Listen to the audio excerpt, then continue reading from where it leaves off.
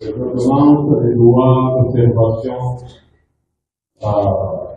mais qui, à la manière dont on écoute, mais il arrive que les enfants, soit nous-mêmes, on ne met pas en pratique, on ne regarde pas les lois, on ne regarde pas les ordonnances. Des fois, on ne les met pas aussi en pratique. Mais est-ce qu'il n'y a pas de conséquences parce qu'ici le matin n'a pas développé à nous mettre en pratique les lois, les ordonnances?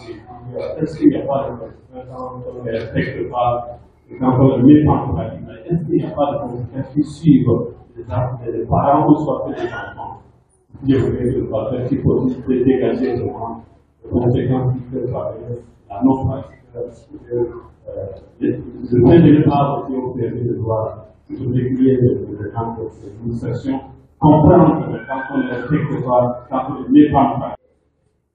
Mon boya na pénalé, mon séda, na dans qui a mon serpent avec des mots qui va, on devait mais qui a savé, aga, mais quand qui a signé, aga, nama, na va, aga, a sauté. Donc, apprendre des crédits à quand. Mais quand on vient, on a dit qu'on est inné quand même. Laissez inné quand même. Et c'est que il s'ouvre de tout le monde.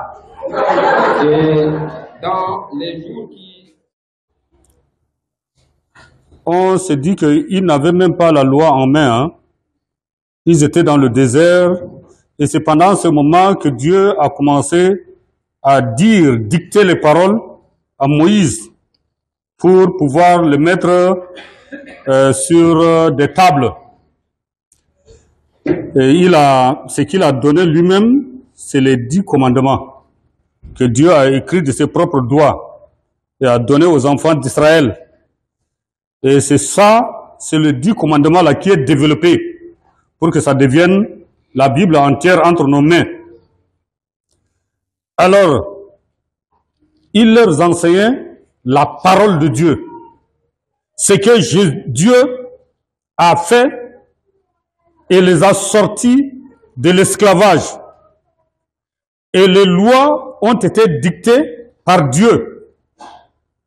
Comme ils ont déjà les 10 commandements, les manières de les mettre en pratique est écrite et mentionnée. Donc ce sont ces choses-là dans le livre de Deutéronome que nous sommes en train d'étudier actuellement. Le chapitre 6, il est dit aux parents de répéter ces choses-là dans les oreilles de leurs enfants. Le matin, midi, soir, au lever du jour, lorsqu'ils sont en train de marcher, ils sortent, ils reviennent, ils vont au champ, ils font, dans leurs activités, il faut qu'ils enseignent cette parole. Et au coucher, il faut qu'ils enseignent. À la maison, il faut enseigner. Il faut même faire voir à tout le monde que nous sommes des enfants de Dieu. Parce qu'il y a des écritures sur nos portes. C'est la même chose qui doit se faire aujourd'hui aussi. C'est la même chose. Lorsque nous regardons le livre des Éphésiens, le chapitre 6, qui parle de l'éducation du père, des enfants, c'est la même chose, c'est la même loi là, pour nous dire que c'est une vérité absolue. On l'a mentionné exprès dans le livre, dans le Nouveau Testament, pour que nous puissions prendre l'Ancien Testament et le Nouveau Testament, voir les choses à la lumière de la parole de Dieu, et nous savons que Dieu nous demande d'éduquer les enfants. Alors, qu'est-ce qu'il ne faut pas éduquer? Qu'est-ce qu'il ne faut pas enseigner aux enfants? Prenons, il y a ce qu'on dit l'éducation sexuelle. Comment on peut traduire ça dans nos patois? Éducation sexuelle.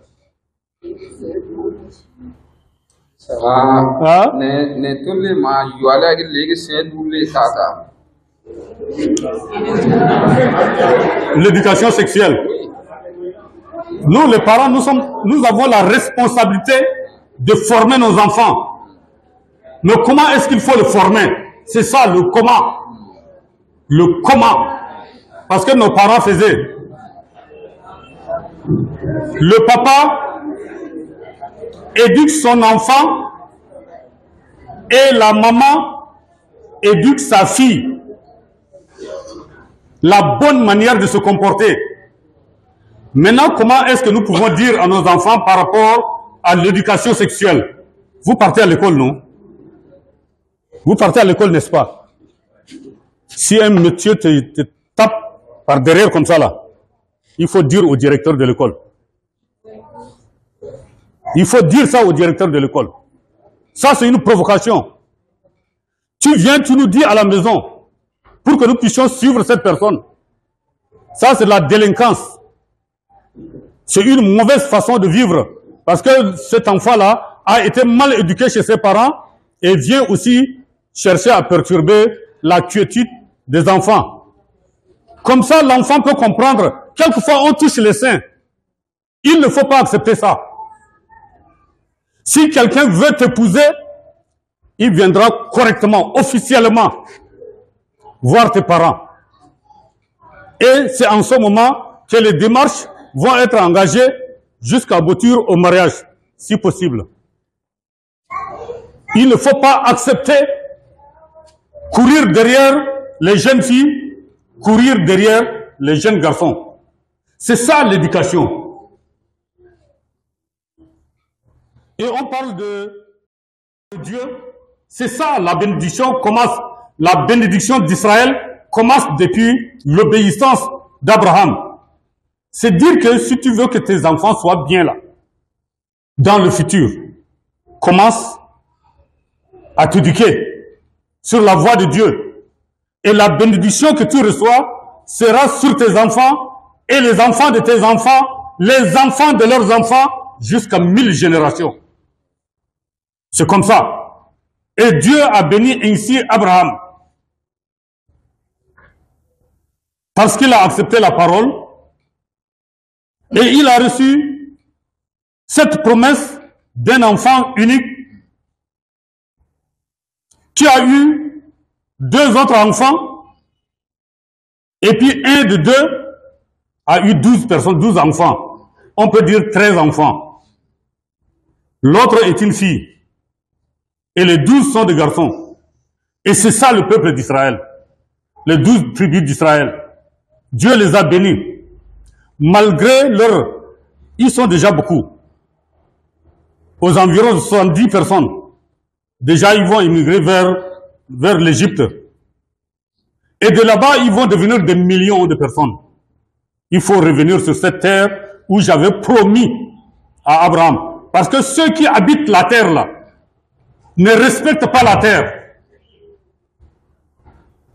Vous voyez, le bien-être de la terre, le bien-être du monde est aux mains des hommes.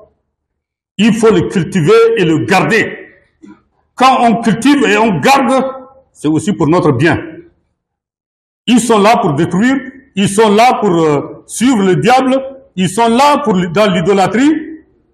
Il va les chasser et les remplacer par les enfants d'Israël. Entre-temps, Abraham avait déjà commencé à acheter le terrain. Il a acheté. C'est sa propriété. C'est ça. Lorsqu'on désobéit, est-ce que tu es en train de me suivre? Les Cananéens n'ont pas respecté la parole de Dieu et Dieu les a chassés pour les remplacer par le peuple d'Israël. Mais il y a aussi autre conséquence avec les enfants d'Israël qui n'ont pas respecté correctement la parole de Dieu. Et ils ont laissé quelques personnes. Et ce sont ces personnes-là qui sont devenues comme des épines dans leurs pieds. Ils ont de la peine à enlever les épines. Jusqu'à aujourd'hui. Israël. Ça va comme ça? On ne peut pas tout donner, hein. D'ailleurs, moi-même, je n'en ai pas tout aussi. C'est que le peu que j'ai là, je ne peux pas aussi tout donner. Ah, le jour où on aura tout là, c'est quand on sera avec notre père là-bas. Et nous serons dans la joie. On ne va même pas lui poser des questions. On va le louer seulement. Et ce qu'on a, on va vous comme ça, nous dire, abo, pour demander à vos pays, pour d'ailleurs, pour avoir une question, et e maktub jango so bu